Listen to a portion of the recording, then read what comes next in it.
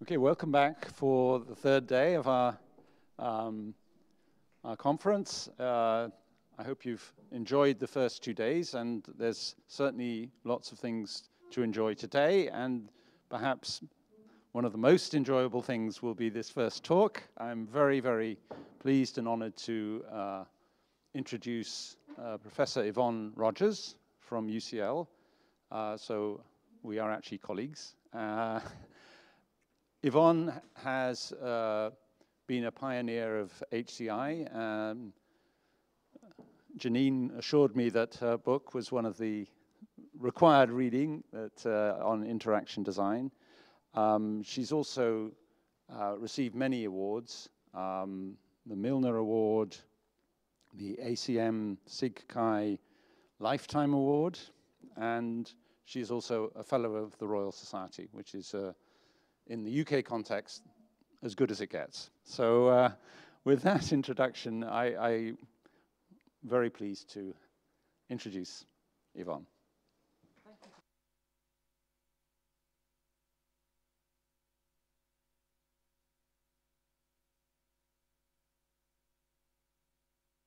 Sie haben guten geschlafen. My talk today is going to be in English, but we can use Google Translate if needs be, is how can HCI meet AI in the eye, and the eye could be the intelligence or the interaction. So I'm going to start off talking a bit about what's been happening in the last few months. But just to begin, I think it's good to recap, and I'm sure you've discussed this during the conference, about what do we mean by hybrid human AI. For a few years, we've been talking a lot about human-centered AI, and this has come from Stanford and Ben Schneiderman and ourselves, I think, with thinking very much about what we should be focusing on humans as much as the artificial intelligence. And this definition is the one that I took, and I think it captures, the both sides of the coin.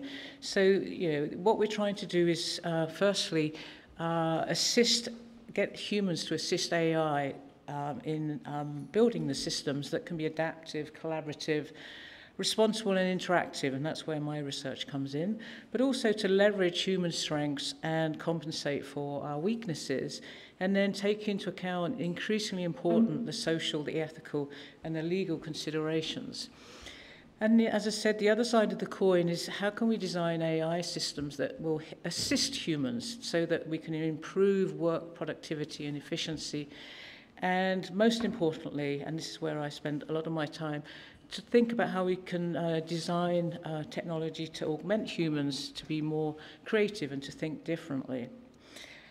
AI isn't the only tool. We have had 50, 60 years of developing technologies to help us in our various activities. And this goes right back to command user interfaces, graphical user interfaces. And then 10, 15 years ago, there was so much excitement about NUIs, or natural user interfaces, where you would just naturally gesture and speak, and the technology would respond to your needs and your intent.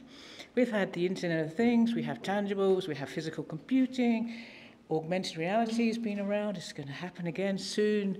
We have wearables, we have speech, robots. I understand the first keynote was Anna talking about robots on the first day. And we've had machine learning and AI for a long time. And we've been, in the field of HCI and in these technology areas, thinking about how we can use these to assist and to augment us. And we've done quite an impressive amount of research and development, looking at a whole range of activities, from planning to deciding, problem-solving, reasoning, sense-making, meaning-making, reflecting, contemplating, problem-solving, collaborating, and so on. So we have a whole, and I'm not going to go into this, background and research that has used this range of technologies to help us. But last November, this is what happened. Generative AI came along, and the world went crazy with excitement, one way or another.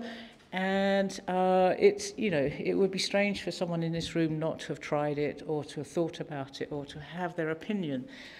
And part of this is because it's been used, or it's been allowed to be used by millions of people all over the world. It's been highly accessible, and that's enabled many voices to be heard about what we can do with it and how it's different and what it might do.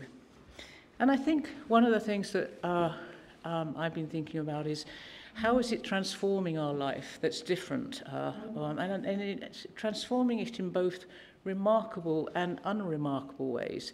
So it's increasingly doing all of the drudgery work, knowledge-based tasks that we previously done by hand.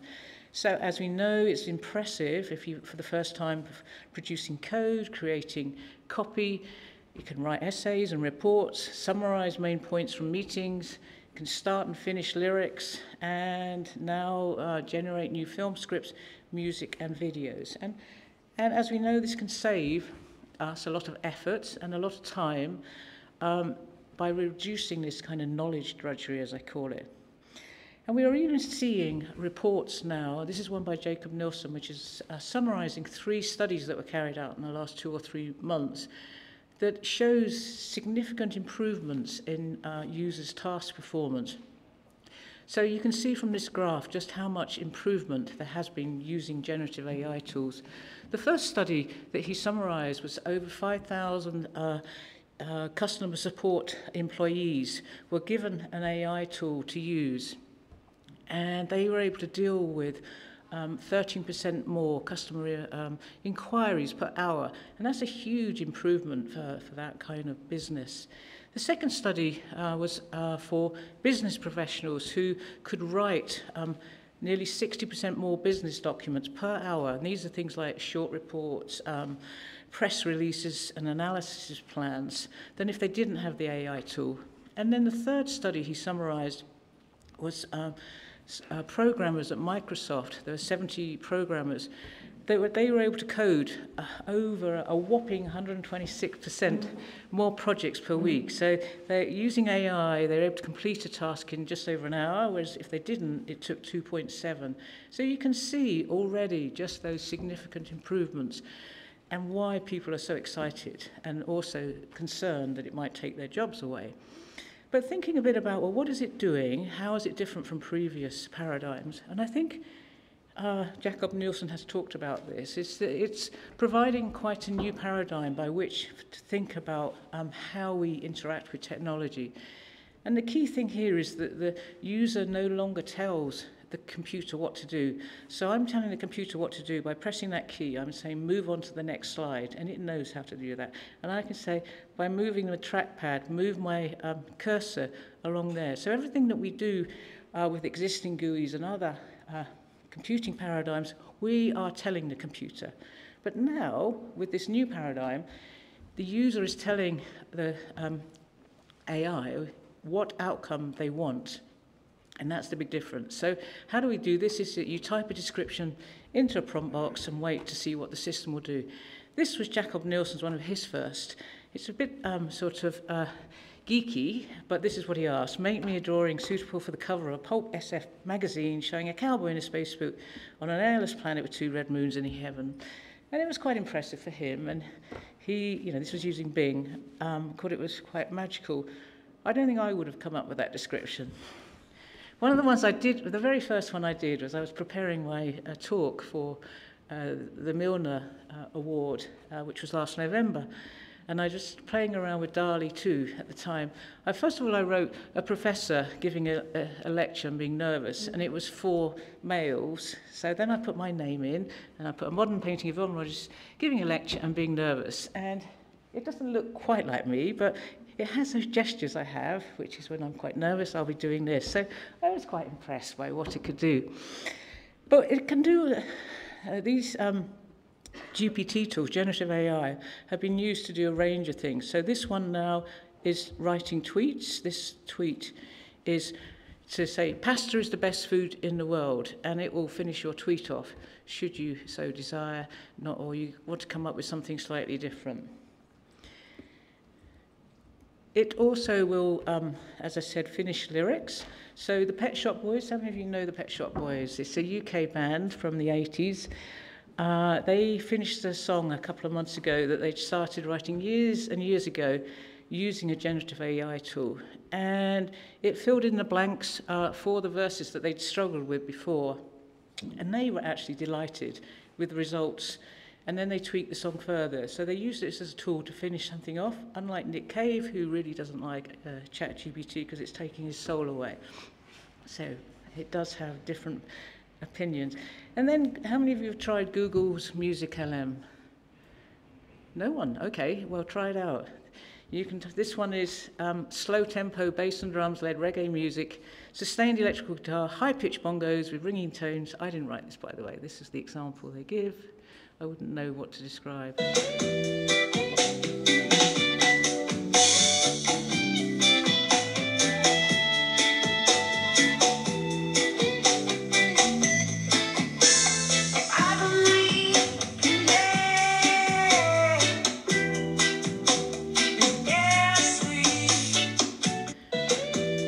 I hope that's got you into the mood for the rest of the day. The voices sounded a bit strained or a bit distorted, but quite impressive, I think, to come up with that.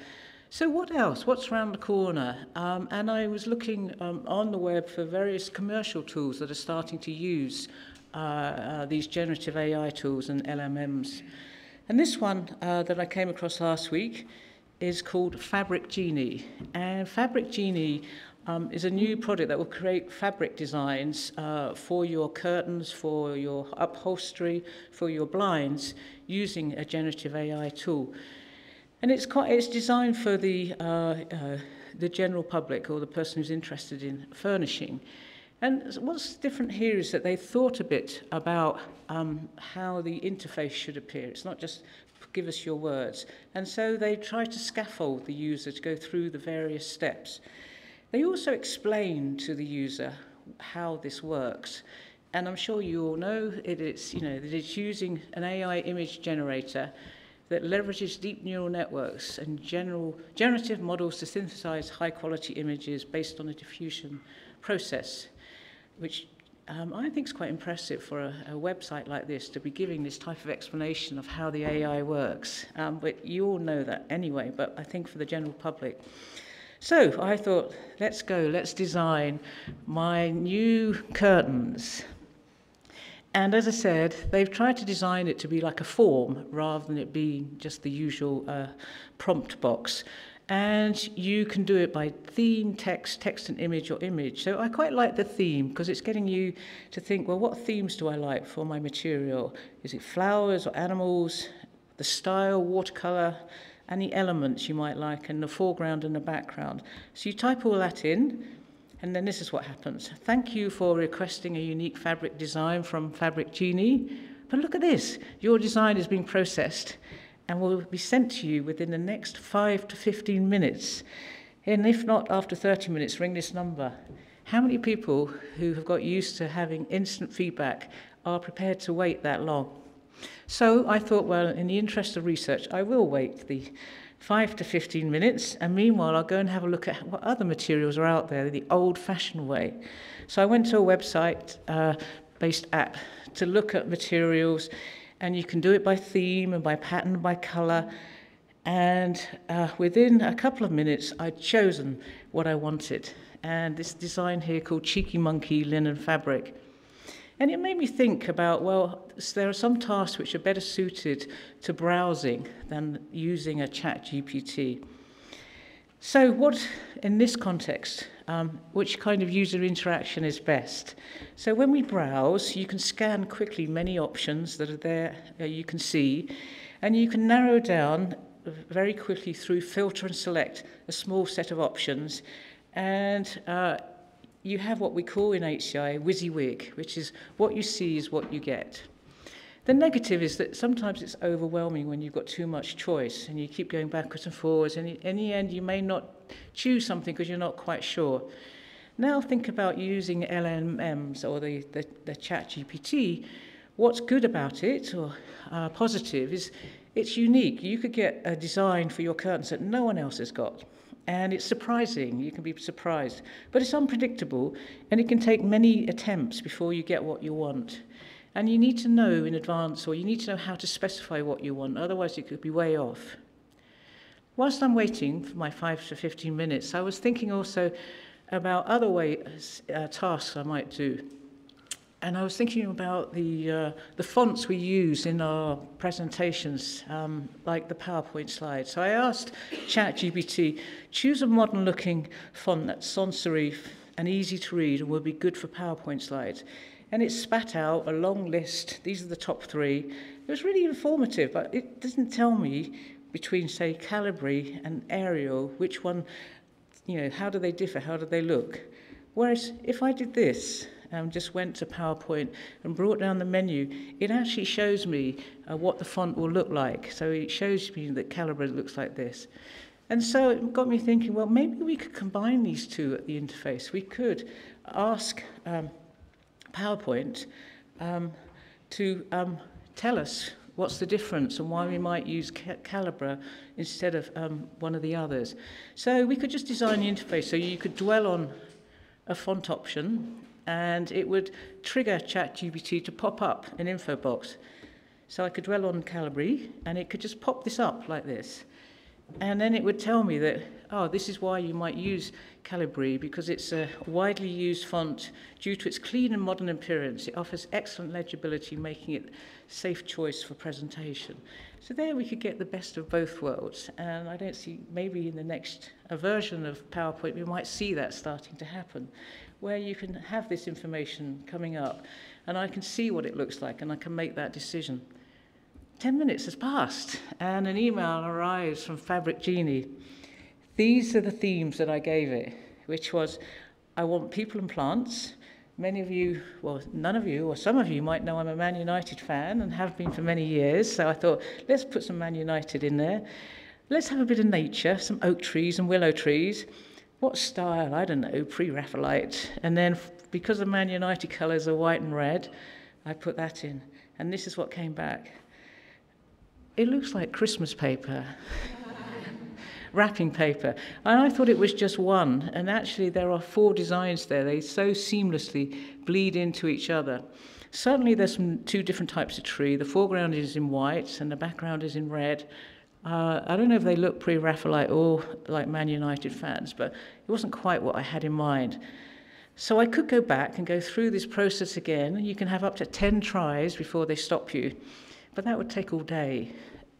So there are some downsides, I think, to generative AI, in that the user's less in control of their tasks. They have to generate input instead of the interface providing cues about what to do next. And this in some ways contravenes the HCI principle of designing for recognition rather than asking people to recall or generate themselves. So for many tasks, it can actually be difficult to come up with the right terms or descriptions. And it might need lots of attempts to get what looks or sounds okay if the output is not what the user had in mind. And it can be time-consuming. So this got me thinking, is the new paradigm of prompting users generalizable across many of the tasks that we currently do? Certainly it's fun, and coming up with a phrase. I don't know anyone who, when they very first used ChatGPT, didn't think, wow, that's amazing, it's done that. And we all enjoy that, seeing what it comes up with. But we're not able to it's not able to specify how the outcome should be accomplished. It's not telling us how to do that. We have to come up ourselves, and we can train ourselves to be better at prompting.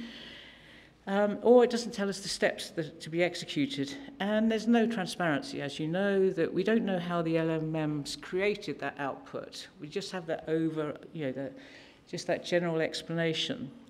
And that might be quite limiting in terms of what it can be used for. A few weeks ago, I was asked to be on a panel at UCL with Sam Altman, who, as you know, is the CEO of OpenAI. And this is with my colleagues at UCL. In the middle there is Professor David Barber, who organised the event. And on the left is Azim Azhar, who is well known for his podcasts. And then next to him is Margaret McCabe.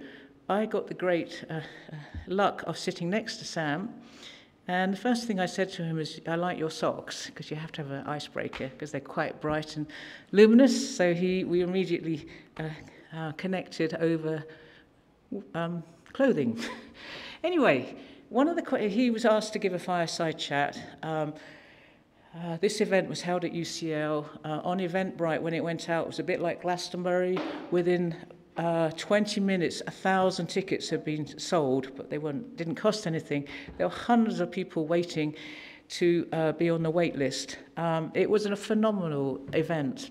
And they all wanted to see Anne Altman, but they had to organise this panel. But we were very much in the shadow. Anyway, one of the questions that was asked of us was how could we help OpenAI with the next generation of LLMs? And this is where I started thinking about how could HCI meet AI in the interaction.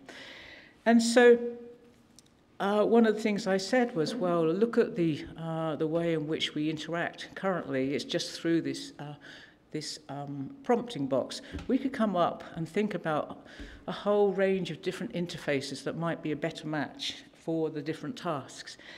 And for those of you who are not in human-computer interaction,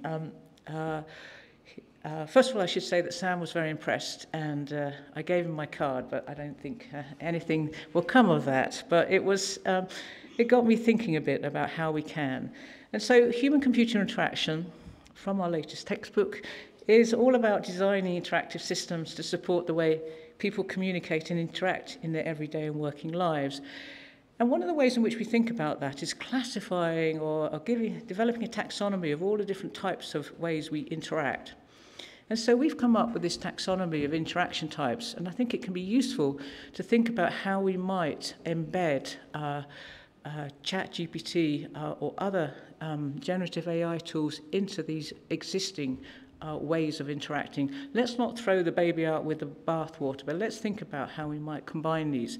So the most common one is instructing, where you instruct the computer or technology or interface to do something for you. So here is a vending machine, and it's one of the most straightforward. You say, give me that candy, and here's some money. You're issuing a command, and then you select an option.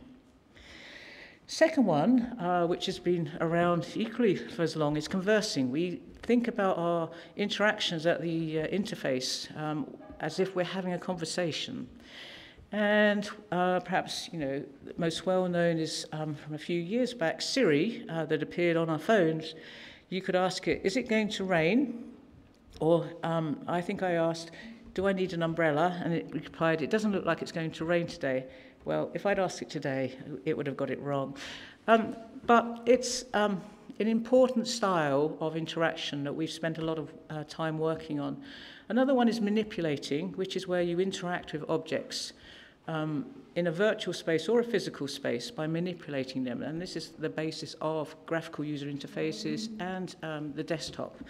Exploring is where we move around a virtual space. This can be in VR or AR, and interact with digital content and physical content. And then responding, which is where the system initiates the interaction. This can be in the Internet of Things, and the person chooses to respond. So an example is Google Lens. You might take a picture of a dog, and it will pop up and give you an explanation or a description of that dog, and you can accept that. And so it's initiating the interaction rather than the user.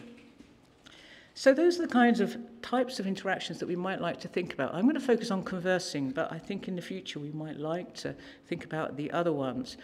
There's been a huge amount of research done on conversational user interfaces and for different types of agents or objects or entities that we might have a conversation with. And these range from chatbots, avatars, robots, agents and tutors that we can interact with for a whole range of tasks. And I wasn't unfortunately here when Anna was talking, but some of the key questions that we ask is how human-like should this the interface be? Should it look like a human being? Should it speak like a human being? Should it behave like a human being? Or should it be a machine that's interacting with you but having a conversation? How much turn-taking should there be? What should should there be emphasis? What's the tone? What's the pacing? These are all questions that we ask, such that is the conversation appearing natural, intelligent, or does it appear that it's interested in you? Should it initiate the conversation, i.e. be proactive, or should it be passive, like many smart speakers, Alexa, are, where you have to wake it up and ask the question? Should it be empathetic? Should it be emotional? Should it be chatty? Should it be humorous? There are lots of questions that we ask and do research into. I'm not going to go through all of these, but I think that helps us to think about how to design these so that people enjoy using them, they're acceptable, and they help them with their tasks.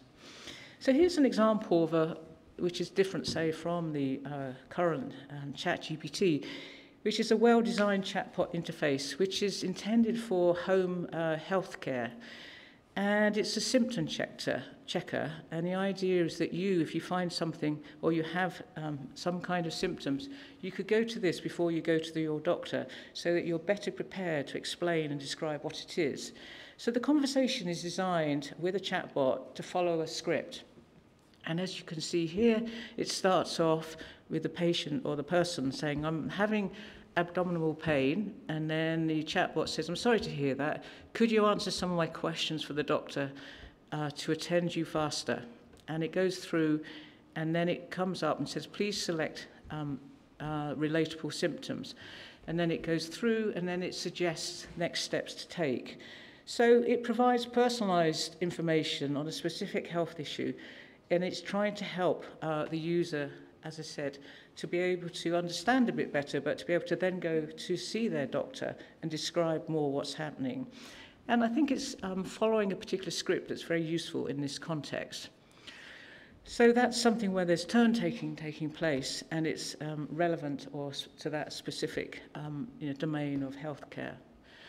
So I'm going to just describe two projects I've been involved in where we've been looking at how we design the interface for AI tools to assist humans. The first one of these is a project I've been working on for 2 or 3 years now, which is called the VoiceViz project. And the second one is working with a company that myself and John have been collaborating with called Emotech. And they've been using AI to develop a learning tool to help people to learn a different language.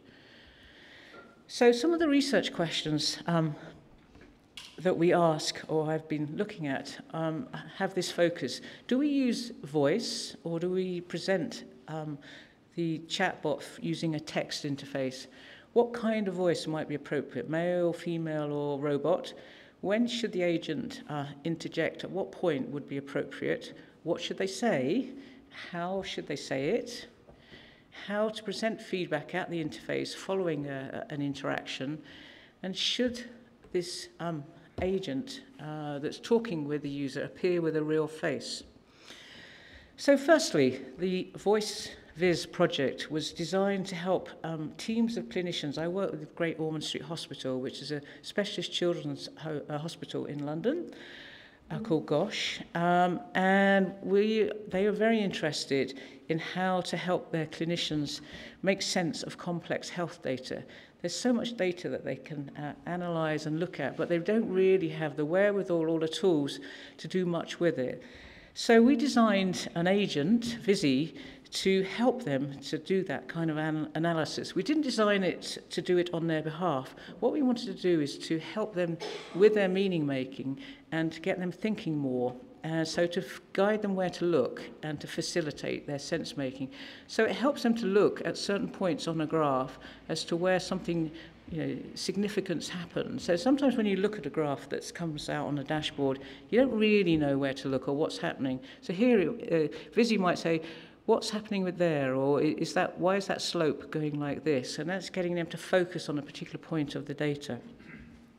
So this is how we envisioned it to be used, where there'd be a team working together. There'd be a smart speaker where the agent would talk to them or ask questions, and then they could use this software tool which would generate the data visualizations, and hopefully the agent, Vizzy, would trigger them to have more deeper conversations about the data they're seeing.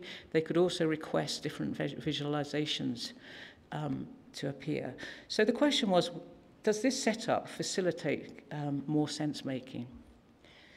And we designed it that Vizzy wouldn't be too chatty or too getting in the way, but it would occasionally intervene when the team appeared to be stuck. And the data that we were given, it's really, even though there's piles of data out there, it's really difficult to get hold of data that you are allowed to use in public. So this is data that's from a while back, and it's obesity data. Obesity is a worldwide problem, and it's particularly problematic amongst children in many different countries. So we thought it was generalizable. So we designed Visi. We thought about lots of questions it might ask, and in the end we decided it would, based on the literature, to come up with open-ended questions like, do you need a hint for analysing X? What do you think of this? Shall we move on? Did you consider the difference between variables X and Y? What might have caused the sudden spike? And so this is the data, and the demographics were for different gender, for developed or developing countries. I know we should use a different term, but this is the term that was used in the data. And you can see how that there is differences over the years for these demographics. We also looked at women and girls, adults and children. And so they had to look just for these 6 variables at the different trends and why it might be for different countries or different gender. There is a difference. So does the way the agent speaks, Visi, make a difference to the conversation? And we looked at whether using voice versus a screen-based interface would have an impact on decision-making, and if so, how. We didn't spend months developing our application only to find it didn't work. So we used, which is common in HCI, the Wizard of Oz method, where you have someone who pretends to be the AI or the system and intervenes at opportune times to send prompts out. And they can see what's going on in the experimental setting, and then if they see that it's a good time, and the rules that we had were quite simple, that Visi, our wizard here, would prompt when a team had not discussed a pattern or trend being referred to, or there was a silence in the conversation for at least 3 seconds. These might not be the best, but we thought we'd start with those heuristics as to when they might intervene. So just to describe the 2 conditions that we looked at. This is the voice condition where there was a speaker and the visualizations of the data would appear here. They would speak into this and ask for the different visualizations, like show women and men, and the Visi would prompt through the speaker at these opportune times. Why is there a difference, for example, between men and women? The screen-based condition, which is a bit like how a chatbot might appear, it would appear next to the visualizations here, and then they would use a form-based here with the tablet to select the visualizations from. So it seems like a fairly straightforward difference. So what did we find? There were a number of differences, nothing dramatic, but we found that in the voice condition where Visi would speak and they would speak to Visi, that the participants, we had participants in the different conditions, they would spend more time looking at more of the visualizations. So it seemed that it triggered them to spend more time looking at what was being suggested.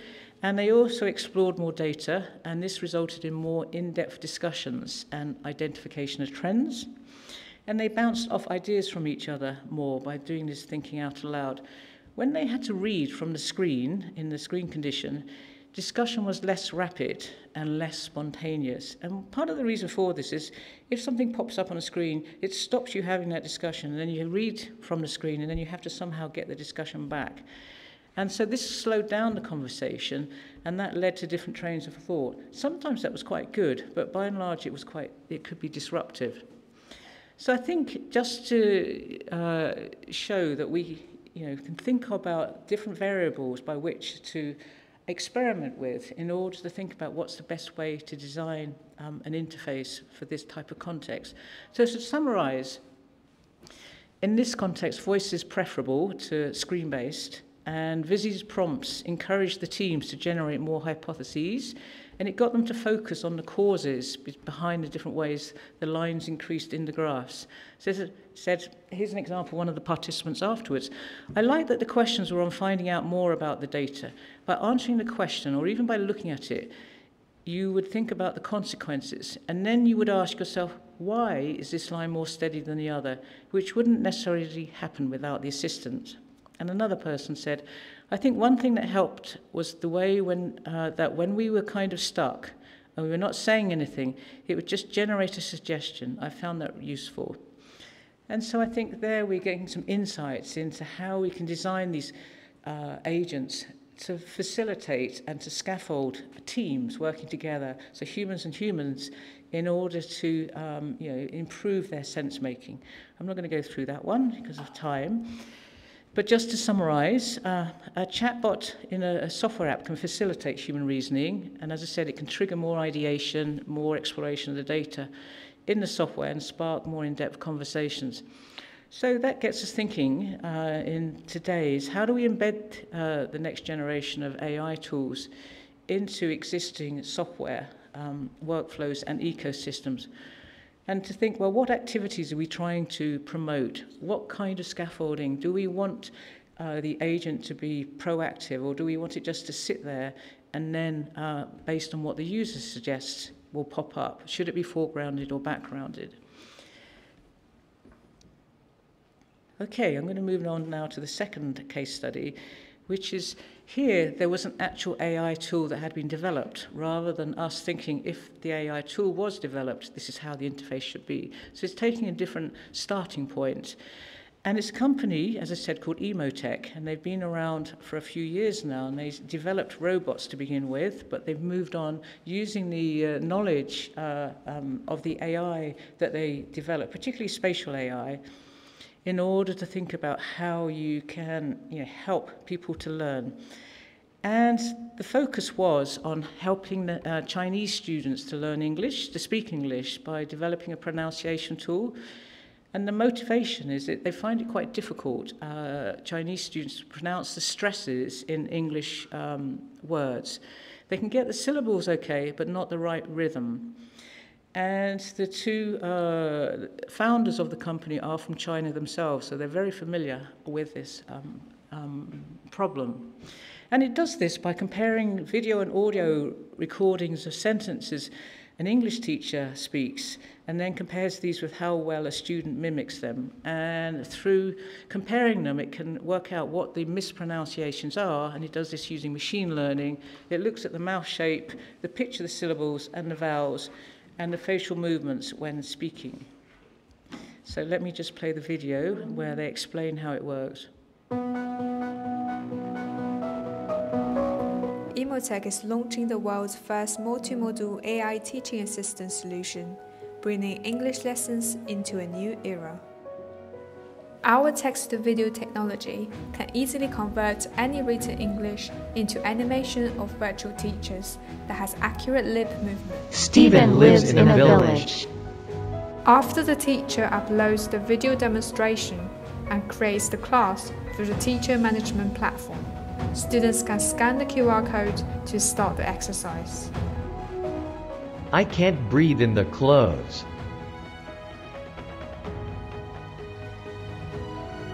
I can't breathe in the clothes.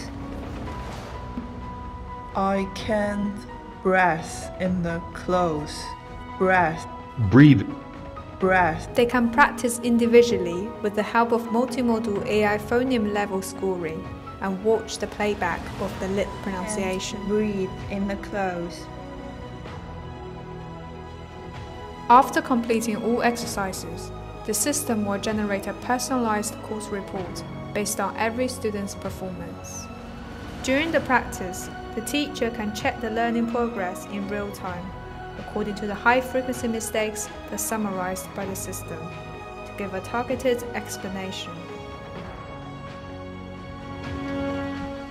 So just to recap, what happens is the teacher speaks a sentence, you use your smartphone and watch it on a video as a demo for certain sentences. The student then records using their camera on the phone the sentence that's just been spoken, and then the AI compares the two recordings and gives real-time feedback on the particular words that have been pronounced correctly or incorrectly, and then they can keep practicing until their score gets to be at an acceptable level. So using, I think, a multimodal way of trying to help. So we were asked a couple of years ago to come up with ways of thinking about how to improve the interface.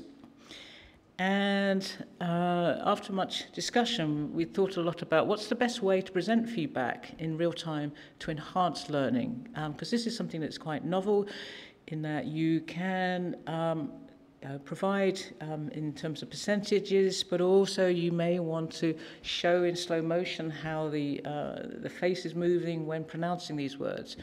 But should this be immediate? Should it be delayed? Should it be broken down? There are lots of questions about what's the best way to provide feedback. And as I said, we all like to have 5 stars, and we understand the traffic light system. Is this good feedback to say you've done well, or you could do better? And then what's the most meaningful dashboard for teachers? Is it just a long list of the students and showing what they're doing and which ones might improve? Could we improve upon that?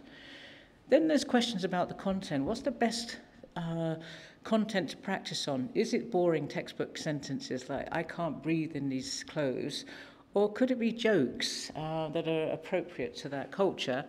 Should we have tongue twisters? And this is to motivate the students to keep practicing. Is it everyday stories?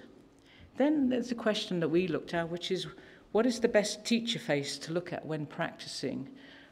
Should it be the full face, just the features of the mouth, which they focus on?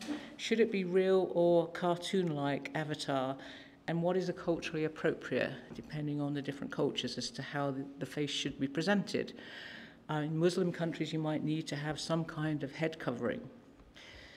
So we conducted research into whether having a full head, full face, or just the mouth, a cartoon avatar, or a lifelike avatar. And what we found was that it didn't make much difference as to whether you had just the mouth or the full head, because we're not used to looking just at the mouth. We always look at the full head. But we did find that there was a difference. People preferred and were motivated to continue and learnt better when it was a cartoon face rather than a lifelike human one. And partly because with a cartoon, you can exaggerate the features. And so that was quite an interesting finding. I spoke with the CEO last week. We met up. And he was telling me that they're developing apps now for learning other languages. So getting English people to learn Arabic, which is quite a challenge. He's working in the Middle East now. And so it's interesting to think about, are these interfaces appropriate for these different languages and cultures? So just to summarize, and we can have some questions, I think my title was, Can HCI meet AI in the eye? And I hope I've shown you that the answer to that is clearly there are many ways in which it can do that. And I think we can frame research questions differently that focuses on the human activities rather than how to improve the efficiency of the AI algorithms. I think we can design and evaluate new kinds of interactions. I showed you the different types that were currently available, but we could think about how you can embed the AI into these interactions. And then part of what we do, our bread and butter, is to conduct experiments to investigate particular research questions and also provide support. I haven't said much about how the AI could help HCI in the AI, and I think that would be interesting to have conversations. But perhaps generative AI could start to generate new user interfaces. And what might they be?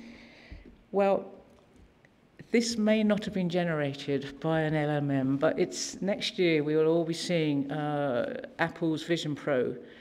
But what would happen if this worked with an LLM?